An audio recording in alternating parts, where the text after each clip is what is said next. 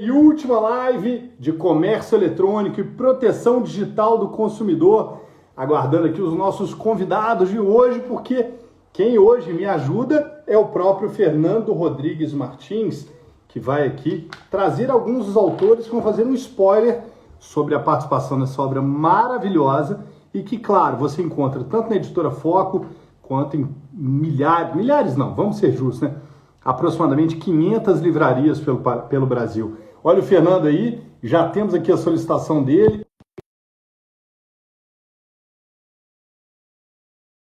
Está lá em todos os canais.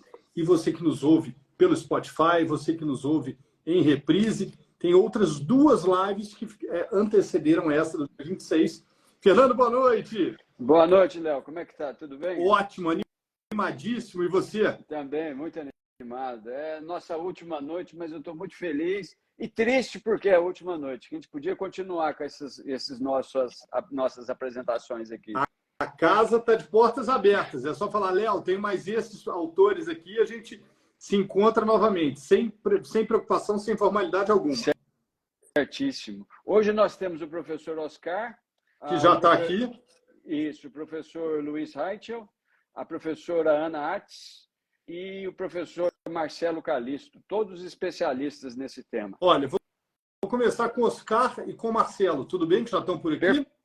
Perfeitíssimo, perfeitíssimo. Então, já convidei os dois. O doutor Oscar deve aparecer na sua tela um convite, doutor Marcelo idem, e é só clicar, tem que estar pelo celular. Olha só, já temos aqui com a gente doutor Oscar, boa noite. Agora só tem que virar a tela. Tem uma... Vou descobrir como é que eu faço isso. Doutor Oscar, tem duas setinhas como se fosse o símbolo de reciclagem. Clica nela e a tela vira. Aí a gente vê o senhor. Duas setinhas? É, como se fosse o símbolo de reciclagem. Na frente aqui? Isso, na tela embaixo, do senhor. Em cima? Não, na tela do senhor, em algum lugar, tem essas duas setinhas. Deve ter um microfone, uma câmera, uma carinha. Microfone, uma câmera, carinha. São símbolozinhos na própria tela, doutor Oscar. Olha, eu vou lhe dizer, eu sou um jurássico nisso aqui. Agora apareceu. Agora apareceu. Aê! Não estava aparecendo. Doutor Oscar, boa noite. Boa noite. Olha, que parto para chegar nisso. E espero que a meta não me bloqueie de novo. Eu já sou ruim disso. Mas eu fiz um teste à tarde e ela consegui entrar, falar, etc. Depois, daqui um pouquinho, deu uma meia hora, ela bloqueou dizendo que tinha o ingresso atípico. Daí eu fui tentar de novo, dava senha errada. Daí eu pedi uma nova senha, eles diziam que vinha por e-mail o aviso, mas não vinha. Não tem problema. Só de o senhor estar aqui conosco hoje já denota o seu dinamismo intelectual, a sua capacidade. O senhor não é um jurássico. Todos estamos juntos no mesmo barco tecnológico. Somos todos vulneráveis. O problema todo é que eu não entreguei meus dados para o Facebook. É isso que é. Por isso que ela me bloqueia. Tudo que ela tem participação, empresas que ela tem participação ou é dona, ela detecta que se eu estou usando, ela permite que terceiros entrem no Facebook meu, mas eu não. Olha só. É o dilema das redes. É o dilema das redes. Com certeza. Doutor Oscar, muito obrigado por estar aqui conosco nessa noite. A participação do senhor nessa obra engrandece demais o trabalho. E a sua missão hoje aqui é a de fazer um breve resumo, uma síntese do que foi tratado no seu artigo, sem, obviamente, encerrá-lo, para que as pessoas que nos assistem ao vivo ou em reprise possam, então, despertar o interesse e comprar a obra pensando no artigo do senhor. Então, a palavra é toda sua. Eu agradeço muito ao convite, né? É uma honra para mim estar junto com aqueles que estudam o direito do consumidor e participam dessa luta. Eu vejo o nosso presidente do Brasilcom também na tela, uma pessoa que dia e noite, né? Ele não está envolvido só no sangue, ele está tatuado no corpo, né? Essa luta pelo vulnerável, para buscar condições melhores, né? Para essas pessoas que precisam e de um certo tipo de apoio que muitas vezes não vem da legislação, não vem das instituições como deve. Essa obra que foi escrita por uma série de juristas, ela para mim é muito importante, porque o comércio eletrônico e a proteção digital mostram estatísticas, está se impregnando muito mais do que simplesmente um fenômeno de Covid, do período de Covid, de nós termos aquela situação de não poder ir aos ambientes presenciais. Há um número muito grande de pessoas que hoje compra só pelo comércio eletrônico e muitas vezes você vai à loja física, chega lá, tem um vendedor com um notebook e ele faz a compra pela via eletrônica. Verdade. Embora você esteja numa loja física, né? Estudar esse fenômeno não é algo muito fácil, na medida em que o meio virtual e o meio real são muito díspares. Quando a gente vai falar de comércio eletrônico, e o tema agora ingressando no tema do nosso artigo, quando você vai falar de comércio eletrônico, você tem que pensar na questão da vontade. Mas a vontade, que é um requisito essencial para um contrato, depende do direito de escolha. Você tem que ter um direito de escolha e a via virtual, ela nunca vai ter as condições do presencial, nem para o fato, produto ou serviço, nem para as condições dos partícipes no contrato. Liberdade e igualdade são apenas ideais quando você tem o comércio eletrônico. É o ideal, uma meta, é algo que se busca, é algo que se tem. Por isso a importância, inclusive, de legislação tipo a LGPD, que deve ser regulamentada para melhorar isso. Por isso o projeto de lei 3514 de 2015 já deveria ter sido aprovado, né? Porque se nós não tivermos esse tipo de proteção, é muito complicado. Eu, por exemplo, coloquei no grupo recentemente, nos grupos de WhatsApp, uma situação de comércio eletrônico minha, em que eu não consigo acesso ao fornecedor, embora seja uma operadora de turismo conhecida internacionalmente. Eu não consigo, ela não me atende e ela diz que só por e-mail. Mas indo diretamente ao foco do artigo, para ser mais preciso. A questão da vontade como requisito pressupõe o direito de escolha, mas é muito difícil você ter isso em igualdade de condições se um tem todas as informações de você, enquanto você não tem as dele. Então, você muitas vezes não tem nem sequer a liberdade, você tem que adquirir alguma coisa, você tem que participar de alguma coisa, e aí eu coloco, por exemplo, a situação de você ter que comprar alguns programas de computador, porque você é professor universitário, e você está dando aula e tem o virtual junto, então você é obrigado a comprar. Você não tem escapatória de comprar. E nesse contexto em que você não tem liberdade e que não tem igualdade, a manipulação prospera. É isso que o artigo trata.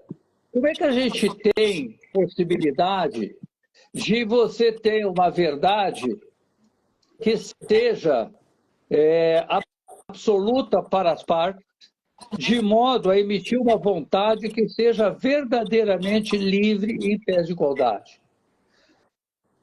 A manipulação algorítmica, ela faz com que exista a publicidade direcionada, ser atingido de todos os lados. E aí vem certos vieses de cognição de cada das pessoas, e é isso que o artigo trata, como o viés da confiança.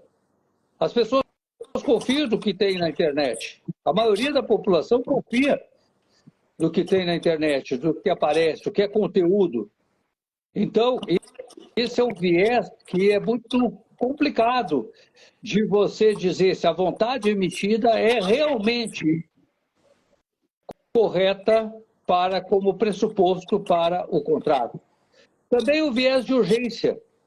É muito comum dizer assim, olha, essa oferta é agora. Aparece na tela, é agora. Tá certo? Não perca a oportunidade. São só os próximos 10. Né? Nós temos também o viés da escassez. Você que diz assim, só nós ofertamos e o estoque é limitado. Né? Nós temos o viés da novidade. Então, quer dizer, olha, isso é o que tem de última geração e você tem que adquirir. Ou seja, o que o artigo analisa é a emissão da vontade com todos os seus pressupostos que realmente configure um contrato na qual a escolha e a emissão da concordância do consenso contratual tenha respeitado a liberdade, a igualdade, o direito da informação e uma diminuição sensível da hipervulnerabilidade do consumidor. Enfim, é isso que o artigo trabalha. A obra em si, não, eu quero elogiar os meus colegas, porque eu, embora tenha participado no pedacinho, sou um fã de todos eles por tudo que eu li dentro dessa obra. Recomendo para todos, mesmo que não sejam da área jurídica. Muito bem. Doutor Oscar, sempre nos brindando com a sua docência, muito lúcida, muito claro. Um prazer tê-lo recebido aqui nessa noite. E vou pedir, doutor Oscar, para que o senhor, nesse momento, troque de lugar. Para isso é um pedido quase indelicado, para que o senhor saia da live, mas permita que o próximo autor possa entrar, porque o Instagram só nos permite 4 convidados, eu e mais 3. Não, eu sairei e ficarei assistindo pelo computador fixo. Perfeito, doutor Oscar. Muitíssimo obrigado. Grande abraço, professor. Um abraço, boa noite. Senhor é um querido, é um querido. Tchau. Tchau. Doutor Luiz, agora você vai me ajudar com seu sobrenome, hein, Luiz? Vai, fala você. Tudo bom? Luiz ótimo. Alberto Reichl. Tudo bem? Muito bem. Obrigado, Luiz, por estar aqui conosco. Fernando tinha feito a sua recomendação. Então, na mesma esteira do que o doutor Oscar fez, eu gostaria que você apresentasse as linhas gerais do seu artigo e assim despertasse o interesse daqueles que estão a conhecer a obra hoje. Olha, Léo, só interromper. Ele é um grande professor de filosofia disfarçado de processualista civil. Ele sabe que coisa tudo boa. de filosofia. Ele é muito bom. Quem tem amigos tem tudo. Vê só, né? Mas olha só. Deixa eu só. Peraí, que a gente está tendo uma interferência de áudio. Alguém está com duas transmissões. Não sei. Será Não. que é aqui? Parou. Não. Parou. Tá. Bora lá. Mas vamos lá. Eu vou contar para vocês o seguinte. Assim, primeiro que é uma baita iniciativa. A editora está de parabéns por acolher, né, essa proposta. O Fernando nos lidera, né, nessa frente, junto com aqui a professora Cláudia Lima Marques, né, que é minha professora para a vida. Né, digo que ela é minha professora para a vida. E o ponto é o seguinte, o Fernando coloca para a gente desafios e a gente vai lá e abraça. O desafio que ele me colocou dentro do projeto de lei 3514 envolvia um artigo que ele dá todo um instrumental para a gente poder fazer valer tudo que se quer em termos de proteção, né, do consumidor no âmbito do comércio eletrônico. Um dos problemas é o seguinte, por mais que a gente faça regras maravilhosas, nós temos que dar poder para o juiz para que ele possa fazer justiça nesse contexto. E como fazer isso, né? Nós temos muitos obstáculos a superar, sabe, Léo? Um deles é assim, tem uma súmula do Superior Tribunal de Justiça de número 381. Essa súmula, ela diz assim, textualmente, tá? É vedado aos juízes de primeiro e segundo grau de jurisdição julgar com fundamento no artigo 51 do Código de Defesa do Consumidor, sem pedido expresso, a abusividade das cláusulas dos contratos bancários. Então, quer dizer, se a parte não disser, olha, tem um problema nesse meu contrato, o juiz não pode fazer nada, fica de mãos atadas. Em matéria de direito do consumidor, então, a covardia começou. Essa é a verdade. E essa súmula é inspirada numa decisão que o próprio Superior Tribunal de Justiça tomou, que tinha um impacto muito grande, vinculando todo mundo. Bom, por que eu falo disso? Porque veio o Código de Processo Civil e tornou essa súmula com força vinculante. E aí, como fazer? Como lidar com isso? Né? A resposta: nós temos que, de alguma forma, não deixar essa súmula vigorar da mesma forma. O projeto de lei vem e defende o seguinte, no artigo 5º, o texto é: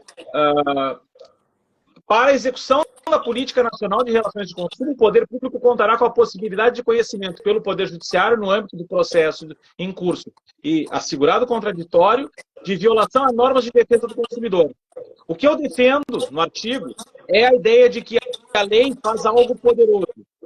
A lei vem e ela traz aqui a superação da súmula e a superação de um precedente vinculante. É algo que não se tem como comum, mas que é algo necessário e indispensável nesse contexto. Então, o Fernando me deu um presente para trabalhar quando ele me deu esse tema. Eu fiz a minha parte, dei o melhor para que a gente pudesse aqui enfrentar esses argumentos, subsidiar esse debate, e eu torço que o Congresso acolha, né, que tome providência logo de botar esse projeto, né, transformá-lo em lei, porque precisamos da revogação dessa súmula, precisamos afastar esse precedente. Não adianta nos dar metade do que a gente precisa nessa conversa. Precisamos de tudo e mais. Eu queria dizer isso. Então, estou muito contente em ser parte da obra, estou muito contente em poder estar ao lado do Fernando e de tantas pessoas talentosas, viu? Fiquei muito, muito contente. Nós também, seguramente. Assim, o que eu posso te dizer é que a gente tem muita coisa para avançar ainda. Comércio eletrônico é um terreno muito sensível, né? Mas vê só, comércio eletrônico, a gente vai discutir isso dentro do judiciário, no fim das contas. Então, ou a gente empodera o juiz, sem medo de dar poder para o juiz nesse ponto, para ele resolver o nosso problema, ou nós vamos ficar só com a lei. E ficar só com a lei não vai resolver o nosso problema. Não vai resolver. Não vai. Né? Muito, muito bom. Muito obrigado pela sua participação. Seguramente engrandece muito a nossa noite, a nossa obra. E agora eu vou pedir para o doutor Marcelo Calisto, então, brevemente se apresentar aqui o artigo dele, para que a gente possa... Então, Fernando, só me corrija, a gente ainda tem um convidado essa noite? Temos a professora Ana Paula Ax, que também está aí. Está conosco, tá? Deixa eu já procurar a Ana Paula aqui e a gente já... Com ela encerrar. Está aqui. Tá certo? Está aqui. Só uma coisa, você desculpa, eu estou te atrapalhando. Eu sei que de jeito nenhum. É pequeniníssimo, mas, como eu disse do professor Reich, eu vou falar do professor Calisto. Deixa eu te contar uma. Há 20 anos do CDC, um lançamento que nós fizemos na extinta Saraiva, e eu estava com o professor Iturraspe, um grande professor argentino, muito bom.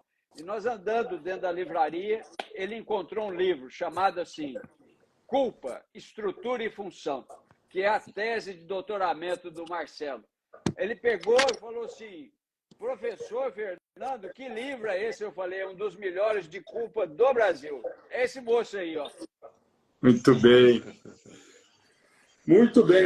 Então, doutor Marcelo, seja muito bem-vindo. E vou ter que... já até saiu. Obrigado, professor. Doutor Calisto, então, boa noite, seja muito bem-vindo. Boa noite, meus caros, boa noite. Estão me ouvindo bem? Tudo certo? Super bem. Então, muito obrigado. Estou fazendo questão de mostrar aqui a coleção das revistas aqui atrás. Então, a nossa RDCOM aí, gloriosa. Então, vou deixar aqui nesse contexto. Mas muito boa noite a todos que nos assistem. Boa noite. Agradeço muito esse honroso convite, estar aqui com tantos amigos queridos, né? O nosso Fernando, que, como já foi dito, ele traz aí cravado no corpo, né, com uma tatuagem, né, a defesa do consumidor, então merece todos os nossos elogios e a gentileza, né, de fazer o convite, inclusive lembrar desse fato, né, que ele gosta sempre de gentilmente lembrar que o professor Vitor Raspe, um grande nome também. Mas, enfim, uma alegria muito grande estarmos juntos e ter participado da obra, né?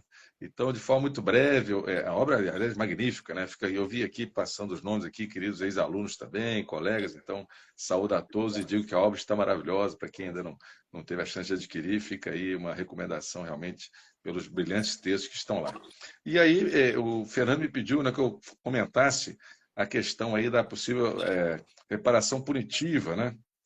Porque, de fato, no decreto, né, no PL, né, 3514 de 2015, o PL realmente fala de comércio eletrônico, é o foco dele, mas tem lá um artigo, talvez meio perdido ali, que é o artigo 60A, né, acrescentando o artigo 60A ao CDC, eu vou ler aqui, me perdoem, diz: os cumprimentos reiterados dos deveres do fornecedor previstos nesta lei ensejará a aplicação pelo Poder Judiciário de multa civil em valor adequado à gravidade da conduta e suficiente para inibir novas violações, sem prejuízo de sanções penais e administrativas cabíveis e da indenização por perdas e danos patrimoniais e morais ocasionados aos consumidores.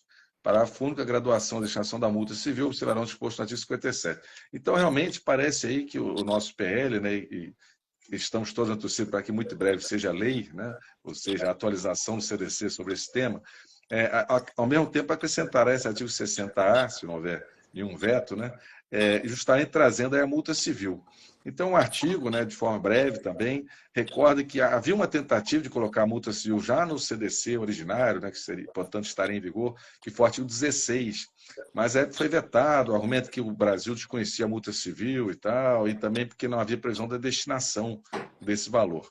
Então, agora o PL corrige, né, normalmente busca reintroduzir, ou de fato introduzir a multa civil no CDC, e o parágrafo único também dá um destino. Quando ele fala do artigo 57 do atual CDC, no fundo é para dizer que vai para aquele fundo federal ou fundos estaduais de reparação do artigo 13 da Lei 73485, a Lei da Ação Civil Pública, que diz lá no artigo 13 que, havendo condenação em dinheiro, o valor será revertido para fundo federal ou fundos estaduais. Então, a destinação está dada e o artigo 57 também diz que essa multa será de 200 a 3 milhões de UFIRs, né? Então, também já fixando aí o montante da multa. Mas a grande novidade, portanto, é que realmente, né, caso venha a se converter em lei, como a gente espera, vamos ter essa figura da multa civil e trazendo, portanto, para a ideia da reparação civil também essa ideia de punição. Nós sabemos que esse tema é um tema certamente dos mais polêmicos, né? Anos e anos controverso na nossa doutrina, se cabe reparação punitiva, aquele Instituto do Punitive Damage, direito norte-americano, reparação punitiva e tal, que o nosso direito aparentemente desconhece, né? De fato, o Código Civil, por exemplo, seria até contrário, de certa forma, a esse caráter punitivo, por força do artigo 403, que fala que mesmo que seja dolosa a inexecução, só caberá perdas e danos que sejam efeito direto e imediato da inexecução, portanto, limitando também. O 944 que diz que a reparação se mede pela extensão do dano, então também todo dano, mas nada além do dano, como na frase famosa de Genevieve Viney. Enfim, então afastando aí esse caráter punitivo. Mas, de fato, ele é incorporado na nossa jurisprudência. Nós todos aqui atuamos e conhecemos a reparação do dano moral, por exemplo, sabemos que a todo tempo os tribunais, inclusive o STJ, falam lá do caráter pedagógico, foi um nome que talvez tenha como forma de atenuar as críticas, né? Se tem preferido mais falar em caráter pedagógico da reparação do dano moral, pelo menos. E talvez pelo fato que o dano moral foi sendo construído realmente pela jurisprudência, né? Não há previsão legal, nunca referência ao artigo 186, em todo o Código Civil, só vendo no artigo 86 uma referência ali perdida também ao dano moral. Então, tudo é jurisprudencial e por isso a jurisprudência teve esse intuito, enfim, essa iniciativa de trazer o caráter pedagógico. Mas, de fato, não tem no nosso ordenamento uma figura expressa como esse projetado artigo 60A. Então, o artigo debate justamente isso, né? A possível acolhida aí da reparação punitiva sob forma de multa civil e justamente deixando para o Poder Judiciário, seu juiz, no caso a caso, podendo fixar essa multa nesse montante, 200 a 3 milhões de UFIAs, e o valor sendo revertido aí para o Fundo Federal, Fundos Estaduais de Reparação, nos termos do artigo 13 da Lei 7347, que é mandado aplicar pelo artigo 57 do CDC. Então, o artigo polemiza, ou pelo menos traz essas discussões sobre o caráter pedagógico e diz que a norma busca introduzir, aí discute um pouco também quais seriam os fundamentos, né? A lei fala em reiteração da conduta, né? Fala considerando também a gravidade da conduta, então talvez a gente pudesse imaginar que essa multa possa ser aplicada em caso de reincidência, em atividade dolosa ou culpa grave do fornecedor, né? Por exemplo, ou seja, situações consideradas especialmente graves, né? Que o legislador, então, permite que o Poder Judiciário, em razão da gravidade dessas condutas, também aplique uma multa ao fornecedor. Então, o artigo vai nesse sentido, claro, sempre disposto a ouvir, né, as críticas e sugestões dos leitores. Agradeço mais uma vez o convite, ao nosso querido Fernando e a todos que nos acompanham. Foi uma honra muito grande estar aqui com vocês e poder participar da obra que está maravilhosa. Muito obrigado. Obrigado. Muito obrigado, doutor Marcelo. O domínio, com certeza, do tema está inerente a você. Impressionante. Fernando, muito bem, fez a sua introdução aqui e não ficou a desejar em nada. Parabéns, muito obrigado por estar conosco aqui nessa noite. Eu que agradeço. Um grande abraço. Agora, vou tentar ajudar aqui a doutora Atz. Deixa eu ver ela aqui de novo. Não está conseguindo acessar. Deixa eu só pegar aqui, ó, para tentar fazer uma manobra. Ana Paula, é o seguinte, tanto eu posso te convidar, quanto você pode se convidar. E aí há ali embaixo uma câmerazinha com mais CBL. Vou preferir conduzir aqui com os convidados essa noite. Te agradeço, estou vendo aqui que você tem pedido para participar, mas hoje somente os convidados, viu? E aí, Ana, de volta aqui a você, tem uma câmerazinha com mais aqui embaixo. E você clicando nela, eu recebo aqui uma notificação, porque eu tenho lhe mandado as notificações. Você já disse que não está pelo computador, o que é certo, só faz pelo celular mesmo. Então, tenta achar essa câmerazinha e eu aceito de cá. Doutora Cibele, vou te pedir a gentileza de não... da gente tentar deixar o canal liberado para a doutora Ana, para que seja mais fluido a tentativa dela de entrar aqui conosco. E, Ana, enquanto isso, eu vou te convidando também. Uma hora a gente vai conseguir. Esses desafios tecnológicos são comuns a todos. Deixa eu ver aqui. Doutor Fernando, enquanto isso, se o senhor quiser fazer alguma colocação adicional... Sim, eu vou aproveitar enquanto vocês estão aí nessa lida tecnológica, só para dizer a todos que estão nos ouvindo da importância da editora Foco, especialmente para esses temas hoje de direito do consumidor, responsabilidade civil, direito digital. A editora Foco está sendo uma precursora no Brasil desses temas. São livros fantásticos. Parcerias com o IBERC, parceria com o Brasilcom. Inúmeros institutos do Brasil estão se adequando aí às produções da editora Foco, inclusive até o Instituto Brasileiro de Direito Civil, com livros aí do professor Gustavo Tepedino. Então, gostaria de dizer a vocês, aquele que é o acadêmico, aquele que é o mestrando, aquele que é o doutorando, quando for buscar uma publicação da sua tese, da sua dissertação, que seja qualquer monografia, que leve ela ao Conselho Editorial da Foco, que eles vão analisar com carinho. A Foco ela tem uma rede muito grande no Brasil e ela tem uma visibilidade também muito grande pela quantidade de bons autores que fazem parte do acervo dela. Então, é bastante comum, os livros da Foco serem citados nos tribunais e em outros artigos, em outras teses e dissertações. Vale a pena, é uma grande editora, faço questão de dizer. E sempre agradecer, mais uma vez, nessa oportunidade, o trabalho desenvolvido, tanto pelo Léo como pela Roberta, que foram maravilhosos, fazem a revisão dos textos, é uma produção que tem cuidado com o leitor. Antes de tudo, é honesta com o leitor. Pois não, Léo? Muito obrigado, Fernando. Nossa, não esperava e, claro, fico sensibilizado. A gente teria como participar em outro momento, não sabia que não poderia participar. É isso, Ana. Então, você tá tentando participar pelo computador. O computador exigiria a presença de um aplicativo adicional para que você conseguisse. Mas, seguramente, a gente pode marcar um outro encontro e aí fazermos a sua participação por aqui, viu, Ana? Uma pena a gente não conseguir fazer isso hoje, mas, como eu disse, na abertura desse nosso encontro, eu falei, Fernando, a hora que você quiser, a gente se encontra novamente para continuar esses papos aqui que têm sido muito motivadores do conhecimento amplo e geral sobre a obra.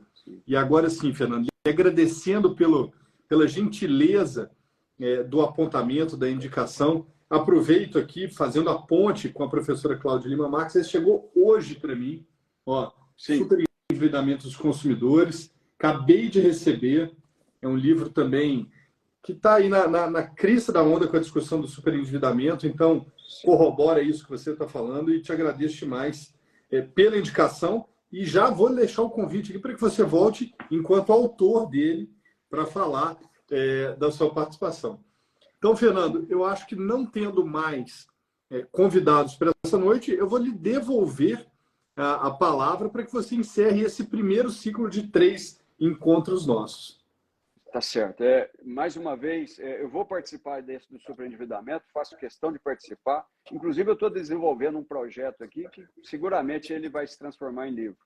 Gostaria de agradecer imensamente e novamente, como eu faço sempre com a Editora Foco. O contato com vocês é um contato muito próximo, um contato muito humano. Isso é essencial na relação entre editora e autor, porque se trata da promoção da intelectualidade do autor. E a Editora Foco ela é bastante acessível e é amiga dos autores. Lamento também que a professora Ana Paula Artes não tenha entrado por questões mesmo de acesso tecnológico. E só lembrando, Léo, que ela foi prêmio ano passado no Congresso Brasileiro de Direito do Consumidor, prêmio da melhor tese apresentada. Então, perdemos uma grande apresentação, mas seguramente depois nós daremos um remédio para essa questão. E eu só quero encerrar aqui dizendo que a leitura do livro vale a pena, é um livro desafiador, nós não ficamos presos tão somente na lege lata, ou na lei pronta.